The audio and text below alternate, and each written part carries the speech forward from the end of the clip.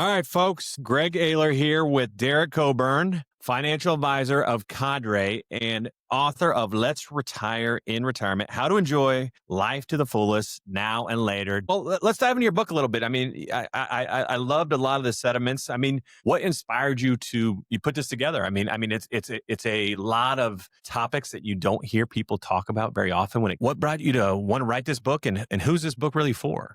So I've been a financial advisor for 27 years, and I sold my practice in 2019, went the private equity route. And I've just been having conversations with my clients for 20 plus years, calling into question the viability of retirement, whether it's actually a good idea. And I've been for the longest time one of the only financial advisors I know that's not asking my clients, what age do you want to retire, but rather, do you even want to retire? And I think I probably started down this path. Maybe Tim Ferriss and the 4-Hour Work Week with his mini retirement idea maybe planted some seeds. I was looking around and seeing people that were retiring at that time and not happy, not feeling fulfilled, not thinking it was what they were told it was going to be.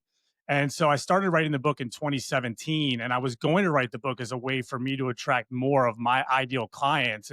My ideal clients had, minimum $2, $3, $4 million of investable assets. And then I was approached out of the blue by the private equity company to buy my practice, hit the pause button on writing the book. Then COVID happened. My father along the way had dementia. We were dealing with a lot of that. Throw in a full-blown midlife crisis. And then when I finally went back to start the book back up again, I said, I don't really need or want a lot of new clients right now. I think I can write a book that can help out a lot more people. And so I wrote a book that's hopefully going to be it's not going to help the people that aren't saving anything at all for retirement. That's a big number. And those people need to read a different book by someone else. But for all the people out there who are buying into this idea without questioning it much and wondering if all the sacrifices that they're making now are worth it, I'm trying to help free those people up to have, as I guess I'll say, fewer regrets in the future than if they were to continue to go down this path. Well, I think one of the things that frames this book out, let's dive into the book, because I think chapter to chapter, there's just so much good stuff and unique things. Do you mind doing a quick rundown of the Tony versus Tony story? I think that's a through line you use throughout the book, and I think it really hits home to what you're trying to really hammer home for all those readers that are about to pick your book for up. Sure. Thanks for starting here, because this will get everyone's attention. I made up a guy, Tony. He's 45 years old. He's making $150,000 a year, and he has $150,000 saved for retirement. He meets with his financial advisor. The financial advisor says, what age do you want to retire? He hasn't given it much thought. He's not sure. And the financial advisor says, well, let's just pick 65 because that's the age that everyone else picks. And he goes, okay, great. Gets the financial plan 2 weeks later. The advisor tells him that he has to save about $2,400 a month, every month, adjusted for inflation for the next 20 years in order to stop working. You do the math, that's about 20% of what he's making. Saving 20% means you're probably spending about what you're saving. And that's frankly a non-starter for most people. So Tony starts to feel the pressure of, gosh, I'm behind. I need to blow off the gym more. I need to skip more family dinners. We have to cancel this vacation that's coming up. And he's just feeling the stress of it. So I introduce an alternate timeline where I compare it to Sliding Doors, which is this old movie with Gwyneth Paltrow. Not sure if you saw it, where her fate is determined whether or not she catches a train or not. And so I have Tony's wife in this second reality question him, like, are you sure you want to stop working at 65? You like what you do and you like the people you do it with. And even if you're not doing this work, can't imagine you're going to sit around and do nothing for 30 years. And so he calls the financial advisor and says, hey, can we make it 75 instead of 65? And the amount that Tony has to save goes down from $2,400 to $110 a month is all he has to save by extending his working years by 10. It's a big sigh of relief for a lot of people. Even if Tony were to say, I'll work until I'm 70 instead of 65, adding 5 more years, the amount he has to save goes down by 75%. It goes from $2,400 down to $600 a month. And this is just compounding interest, and this is math. And even though it sounds crazy, and we've all heard about all the articles that we should have read when we were 22 years old and take advantage of compounding interest, and we feel kind of silly because we didn't read those articles. I don't see a lot of people talking about how we get the same benefit, except significantly more by just letting the money sit in there longer. Do you feel a little nervous trying to go to the market and telling everybody to work 10 more years? Do you feel, because the story makes sense when you read it in totality. I feel like this is back in, 2010 when I was telling people to pay taxes earlier on their IRAs, and everybody looked at me like I was crazy. Now everybody talks about it. Yeah. But now you're telling people, hey, what if you could build a different type of path forward where you can actually get more purpose? Because your next chapter dives into purpose versus job and saving versus working. Maybe you can kind of give people a flavor of those chapters, because I think they were some of the best chapters of the book. To me, at least, they spoke to me in ways that I think a lot of retirees would want to read and really rethink their approach and what they've been told incorrectly for the last 30 or 40 years. Yeah, man. Look, if anybody hates what they do, they don't like it, they don't like the people they're doing it with, I'm not suggesting that they do that any longer. I am suggesting that maybe they leverage the fact that if they find something that they'll enjoy, that will light them up, that will give them purpose, that they'll probably do it longer than what they were originally thinking. And that might enable them to leave the great paying, crappy job for a crappier paying job that they're going to enjoy, knowing that they're going to do it a little bit longer. But this retirement idea is pretty new. I mean, 1889, going to Germany, where the chancellor at the time, Otto von Bismarck, was setting up the first ever social plan for retired workers. And they picked the age of 65 because, quote, that is the age people are expected to live until, quote. So FDR rolled with that with Social Security in the 90s, and life expectancy was a little bit higher at that time. But we were never meant to be placed on this earth to do work that we don't enjoy doing and blowing off everything else to earn the right to sit around and do nothing at all for 30 years after that. The meaning versus purpose, there was a study done by Barbara Fredrickson out of Chapel Hill about 10 years ago. She divided up two groups of people.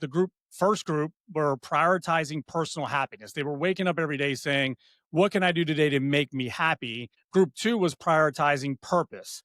They were there for something bigger than themselves. They hooked them up to brain and heart monitors. And the people in group one who were prioritizing happiness had the same response in their body that our bodies have when we're dealing with chronic adversity. The loss of a loved one, the loss of a job, their inflammation markers went through the roof, their immunity went down, they were more likely to get sick and die.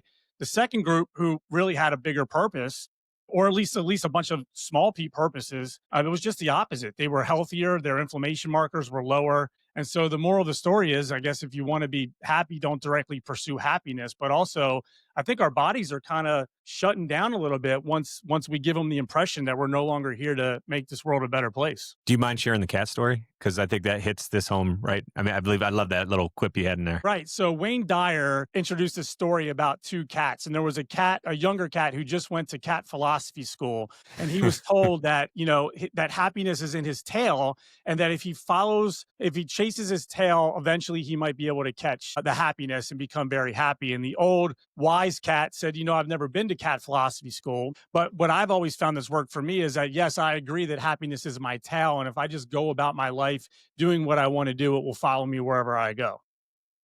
That's some deep stuff. I love that. I mean, I love those stories, because sometimes you pause and you're reading a book, you're like, gosh, that's right, I don't do that. And that was one of those moments that I thought was very powerful. I also wanted to share a fun fact. I don't know if you knew this. You're talking about the history. I love the history of everything.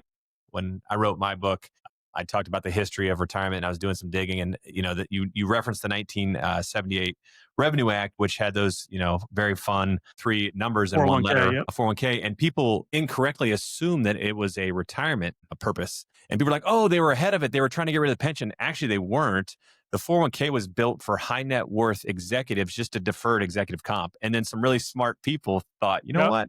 Maybe we can start actually using this for retirement, maybe get out of this pension world. And that was kind of the springboard into retirement as we know it today, right? I mean, for sure. It's crazy to think it was just, really 40 years ago when they really got in the mix. So going down the chapters here, you had questions to ask. I think that was a fun chapter for me anyways. Things that people normally aren't asking. Maybe any of your favorites there, kind of the future retirement telling versus, income plans and all kinds of fun things that you were pushing through that chapter. Yeah. So this is chapter 4, the assumptions chapter. What I'm referencing is, one of my favorite books of all time is called Stumbling on Happiness by a Harvard professor named Daniel Gilbert. And the premise of the book is that we just do a very poor job of predicting what our future selves are going to want or enjoy. And if you think about the retirement planning process for most people, when they go the traditional route, when they're not listening to people like you talk or people like me talk about it, they're going in and they're saying, okay, what should we use for inflation? By the way, we need to accurately predict that every single year for the next 50 years. And what is your rate of return going to be every single year, including the down years and how significant they're going to be? And what about Social Security? What about your retire? What about the rate of return you're going to get after retirement? And then, oh, by the way, what age are you going to die? And are you going to have any health problems? And most people just sort of pick these assumptions or go along with the industry standard for 8 things that they're going to be wrong about every single one. But then they get a number at the other end of it that they feel really good about, and they start designing their lives and living in a way to adhere to this plan. And frankly, it's like the equivalent of having an 18 parlay on FanDuel, right? Like you're not going to win, and maybe we shouldn't be putting so much stake into our ability to predict what the financial markets are going to do across a lot of different levels for the next 50 years. I don't know if you come across this or if you agree, Derek, but I'm a big proponent of, income plans are a dangerous tool. I think that a lot of times they're used to they're used to sell clients, but not really help clients. And the thing that I hate the most about income plans is that they assume linear spending. Yeah. For 30 years when we know it's a smiley face, right? Like people peak at top and then they kind of slow down and go back up. And imagine all of that unnecessary saving, or in your point, working or doing things that you don't want to do to really fill up a magic number. I mean, did you hear Susie Orman said, what was it? She said you need 3 million to retire, 4 million. Dude, it's like they're making up numbers that have no correlation to how people actually live their lives, which is one of our hot buttons. Cause we just had, was it AARP or somebody did something where they said your average spending 70 grand. And I don't think people realize like, that's not a lot. Yeah. If you already got Social Security kicked on, you got a few $1,000,000 saved. I mean, this is very, very doable. You should have a little bit more fun and maybe take some more risks towards the end of your life, which I loved about your book. And I'd love to hear maybe some real life experiences or clients where you talked about the pivots and all the different things all the different choices you have when you get to retirement. Maybe touch on it. I think there's 4 or 5 different sub questions there that you went through. I thought that was really, really smart and really interesting on how people can rethink what happens at 65 versus just, like you said, maybe removing all the purpose they had or the human connection they have and sitting at home and being lonely. Yeah. So look, I think that my ideas are going to be helpful to people as they think about what they want to do when they are retired. But what I'm also trying to really do is I'm trying to get people to live their lives differently right now. We're seeing this big unretirement movement where I think 1 in 5 people who are retired are going back to work because it's not what they thought it was going to be. And a lot of them don't need the money. They just missed the contribution, they missed the connection. And so, when I have met with clients over the years, hardly any of them came into my office with their hand raised knowing that they weren't going to retire. So I would humor them, I would play along with them, and I would say, what are you going to do when you retire? And the man would say, we're going to travel the world together. I'm going to travel the world with my spouse. And I would say, great. When was the last time you two went out on a date? And they would look at each other. And this happened dozens of times for me. Never got a great answer, maybe once or twice to that question. I would say, what else are you going to do? We're going to spend time with our kids and grandkids. I was like, wonderful. How often are you coming home for dinner right now? And maybe my favorite, the guys who say that they want to play golf 4 days a week, who never go to the gym, who just had hip replacement surgery and are not playing any golf at all right now, suddenly think that in 20 years that this is all going to come together. And so I'm asking questions in real time of people, less about what do you want to do 20 years from now, and more, why aren't you doing the things that you say are important to you right now? Completely makes sense. And I think it's questions that most financial industry, why do you think the financial industry ignores all this? Like, I have my opinions, of course.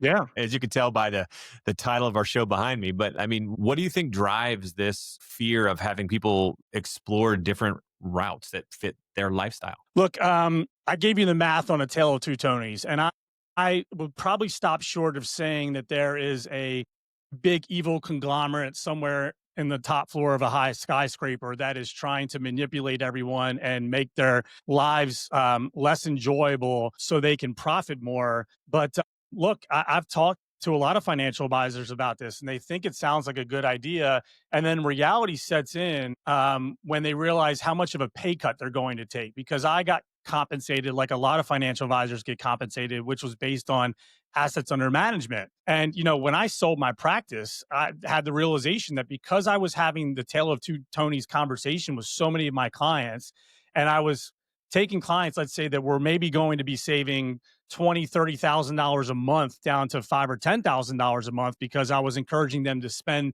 time with their family more, take more trips. I mean, I cost myself several $1,000,000 when I sold the practice. And so I think a lot of people understand and get it on paper why it's valuable. But if a financial advisor has the same conversation that I'm suggesting that they have with all of their clients, and their clients are all Tonies and they're all saving currently $2,500 a month, and they all start saving $110 a month, the financial advisor might have to seriously rethink the way they're spending their money. I couldn't agree more. I think there's some inherent conflicts out there that need to be addressed, and hopefully start to change the financial industry in ways that are pro retiree. And, Yeah. I think there's a lot of things that aren't playing into that pool right now. Take a couple minutes, talk about your 4-part financial plan. I thought it was great.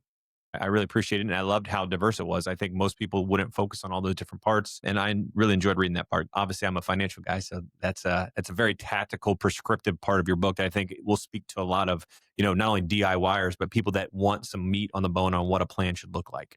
So, look, I'm including something in here that is going to be standard fare for people that are financial advisors, for people that have met with a financial advisor. But there are some things that are going to be different, some things that are going to change once you realize and recognize that you might be working longer than you previously thought. I think that having a bigger emergency reserve fund can come in handy, because if you do find yourself in a job that you don't love, in a career that maybe is not lighting you up, and you might want to pivot into something different, you having some money saved up so that you can take the time and the space to reflect and analyze maybe what your next move should be can be very valuable. And again, that can be sponsored by, it can be brought to you by the idea that you're going to be working longer. So you might look at your current plan now and say, well, if I'm going to stop at 65 and I keep doing what I'm doing now, I'm going to get there. I can't afford to stop working for a year or two.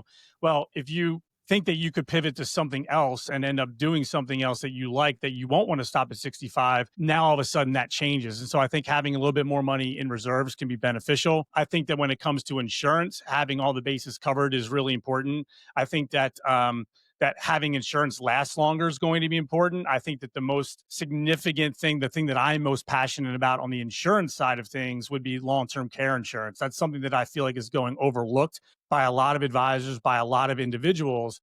And, it was one that I, didn't know would end up hitting me on a very personal level. So I was working with a lot of partners at law firms and a lot of entrepreneurs that were doing very well. They were making millions of dollars a year. And I started asking them about the relationship they had with their parents, and the health of their parents, and the financial situation of their parents. And if something were to happen to your parent, would you support them? And most of them would say, of course I would support them. And I referred to Alzheimer's and dementia specifically as the iceberg to your financial plan's Titanic, where you could have the best plan in the world, and if a parent, or if you and or your spouse at some point end up getting this disease that doesn't kill you, that lasts, 5, 10, 15 plus years in some cases, it can ruin everything for you. And so I think it's important, not just for yourself, but to think about your parents. And my father, years after I did this, years after I set my parents up with a long-term care insurance policy, ended up getting dementia in 2013. He lived with it for over 9 years, ended up having 1.5 full-time people at his home 24/7 in the final years. My mom ended up getting millions of dollars of benefits from the long-term care policy. And more importantly, she's not depleted right now. Her accounts are not depleted right now. And so that's one that I think goes overlooked by a lot of folks, that I would encourage people to take a look at. Well, as an elder care law attorney by trade, I can appreciate that one. Cool. Yeah, man. It's important. The investment side of things, look, I'll talk about 401ks. You brought it up. I agree with you on your stance for this, your stance on this for the most part. The reason why 401k plans became all the rage, the reason why they still are all the rage in a lot of cases, it's because of this idea that people understand, where I get to put my money away right now on a pre-tax basis, avoid taxes at my current tax bracket, and then whatever it grows to, I pay taxes on the rate, on the bracket that I'm in, or the rate that I will pay at the time I take it out. And since I'm not going to be working, this is a really good deal for me. Well, once someone decides that they might actually be working longer than what they previously thought, sprinkle in RMDs if you've been saving aggressively, sprinkle in other income sources, you probably aren't going to be in a lower tax bracket. And maybe shoving money into these pre-tax plans, regardless of which plan it is, at a time when tax rates are close to historical low, is not the best idea. And look, you know this and I know this. I'm not advocating that that one is clearly a better choice than the other. But most people, when I meet them for the first time, if we take a look at what they currently have saved, it's skewed where like 70, 80% of their money are in what I call pre-tax buckets, where they're going to have to pay income tax on the way out. And look, if we're entering a political season where we're going to keep going back and forth from one extreme to the other, there might be a situation or a scenario in 10 years, 20 years where you have a president that says, I'm going to make the highest tax rate, highest tax bracket 70, 75%. And if you have all of your money in accounts that are subject to income tax on the way out, then you're kind of screwed. And so this is where I preach the importance of diversifying how your money is ultimately going to be taxed, the same way that I preach diversifying your money between different asset classes. And let's get some money in Roth IRAs or cash value insurance or municipal bonds, and let's build up the brokerage account, and let's have balance so that depending on no matter what the government does, no matter what tax bracket you find yourself in, you have flexibility to minimize the amount that you're going to be paying.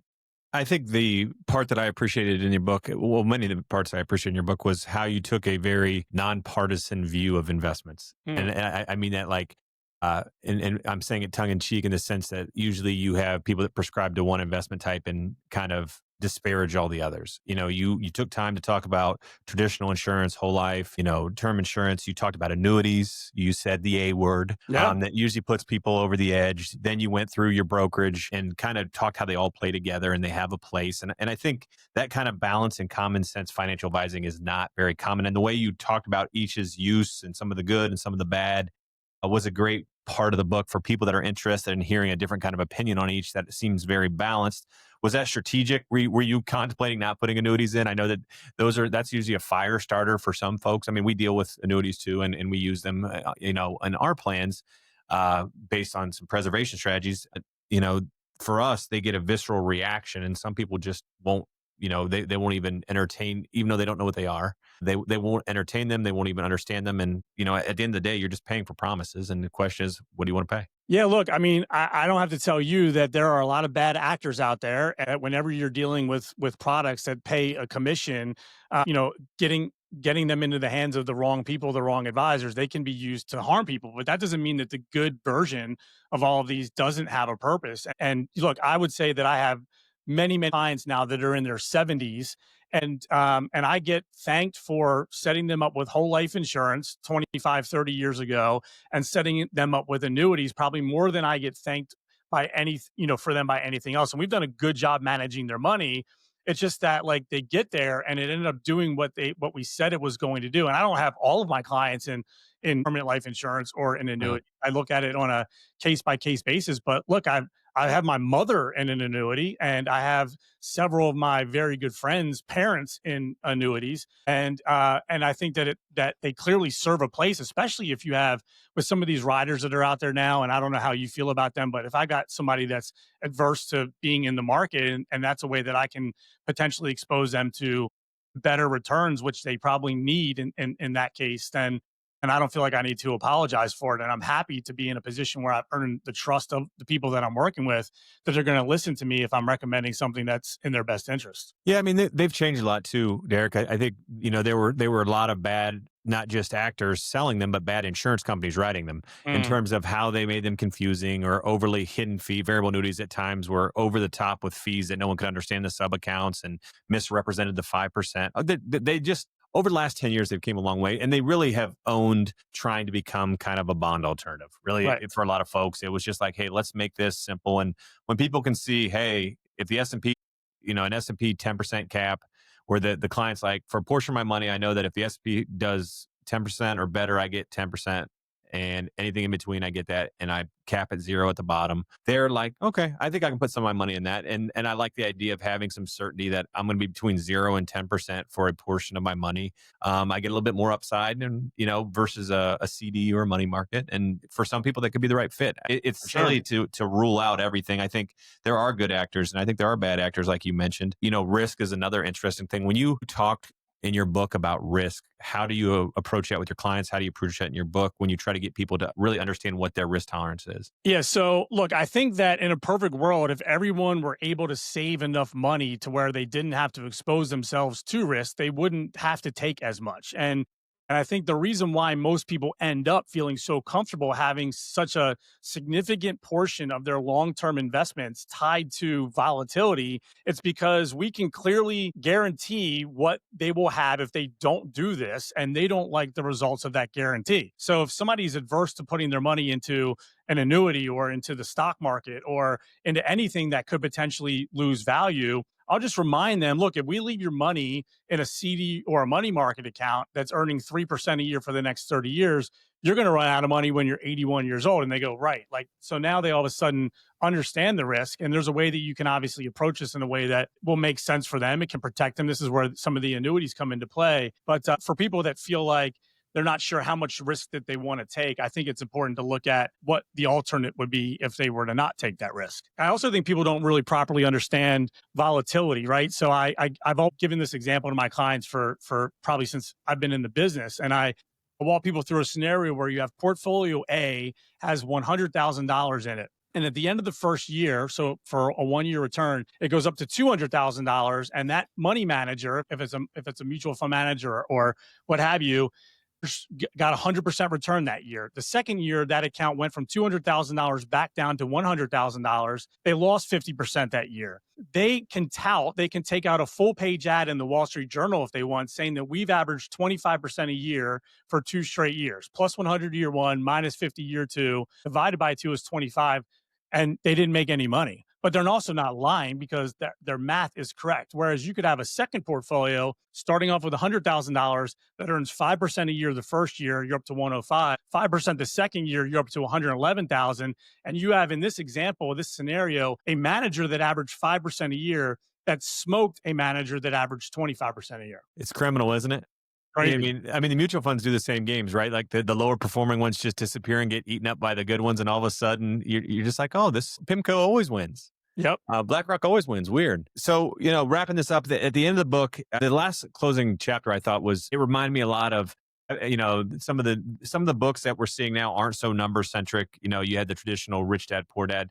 Now you have books like Die with Zero and Let's Retire in Retirement, I think, that are kind of changing some of the dynamics that we should actually maybe talk about retirement versus just numbers. The investing in you concept that you kind of decided to close your book on. Maybe give them a little bit of a teaser here on what inspired you to write about that, how you felt called to write that, and kind of what it means to you and what it should mean to retirees. Thanks, man. Yeah, it's based on a lot of my personal experience and a lot of what I've seen from my clients and my friends. And I think everyone knows that they need to be spending more time with their spouse and their kids, and they should be going to the gym more, and they should be sleeping better, and they should be having more fun. But no one really has addressed the elephant in the room, which is, how am I going to afford this? I'm already behind. My advisor told me I have to save an amount of money, and I don't know where it's going to come from. And so hopefully what I'm doing initially is I'm helping people realize that they have more money and more time than they previously thought they had. And what I'm doing in this chapter is I'm giving a variety of ways that they could think about how they want to spend their time and money. I talk about how I was able to, unwind some long-term tendencies and addictions that, I've been carrying with me for a really long time. I shared how my wife and I have spent $250,000 on couples therapy over the past 20 years. I don't really want to know what that would be worth if I would have invested it, but I can tell you I'm creating right now. I'm showing up in the world right now from the perspective of somebody that has an amazing relationship with his wife at a time where I'm not seeing the connection, that type of connection with a lot of other couples. There was a study done recently that showed the amount of time Americans spend their time with, who they spend their time with, and how much over the course of their lives. And the time that they spend alone just kind of goes through the roof, from like 100 minutes a day when you're 15 up to 400 minutes a day when you are in your 70s. The one that really stood out for me on there was the friend graph. The friend graph. It's pretty flat. Right. It's worse than flat. It's 100 minutes a day. Like, my kids wake up and they go, what are my friends doing today? Where are we going? How are we having a good time? And that continues through college. It goes from over 100 minutes a day down to about 30 minutes a day in our late 20s, 30s, and then lower than that. I don't know when we started deprioritizing fun. So many people spend so much time thinking about how much money they want to have in retirement, and not any time thinking about, who do I want to retire with? Who do I want to spend time with? And then I'll land the plane here. And there's other things in this chapter, like how to improve your sleep, how to improve your health, and how all of these things, making these improvements, even though you are spending less time in the office, how it's going to likely make you more productive and make you better, allow you to make better choices, allow you to make more money because you're taking care of these other things. And the last thing I'll mention is, I'm suggesting that I think we're in a fun recession right now. I think that 99% of adults are not coming close to having the appropriate amount of fun that they should be having on a regular basis. And again, like, what are we doing all this for? I'm very big into concerts and stand-up comedy and sports, whatever lights you up. But when I ask them, like, I've done an informal survey, I ask people this, like, for the past 10 years at a soccer game or a PTA meeting, I'll just say, when was the last time you had fun? And the majority of people, they pause, they have to think, they say, like, a month and a half or 2 months ago, we went out to dinner with this other couple. And okay, I mean, look, I'm all in favor of that. I think that's a great way to spend your time, but we should be doing it more frequently than once every 2 months. And we should really be, I think, prioritizing filling our cup up just as much as we're prioritizing how much money we're going to need to have in retirement. Completely agree. Violent agreement. We always say, like, is it dividends or is it memories that are really going to matter when you're taking your last breaths in this world? And, Yeah. and I think your book does a great job putting an exclamation point on that. Thanks, man. Any other, parting words here before we wrap up today? We're going to give an offering here about the book and kind of the journey here, or who this, who should read this and who shouldn't read this. I know that you kind of specified at the beginning a little bit of who this book's for and who it's not. Yeah, look, I think that, like, we're all playing the money game, and I think a lot of people, I shouldn't say we all are, most people are. I'm not playing that game anymore. We didn't really touch on the kids stuff, right? And I wrote a lot about that in the book as well. I think society expects us to work our hardest and earn the most amount of money during the years when our kids want us and need us the most. And for me, my North Star, what I'm solving for on a daily basis is I want to make choices that are going to increase the likelihood that my kids are going to want to spend time with me a lot when they're adults. And I just want to be around. I want to be leaning into that. And whether you have kids, we talked about friends, we talked about fun, we talked about a lot of other things, but I feel like I'm in the regret minimization business right now. And I think that a lot of people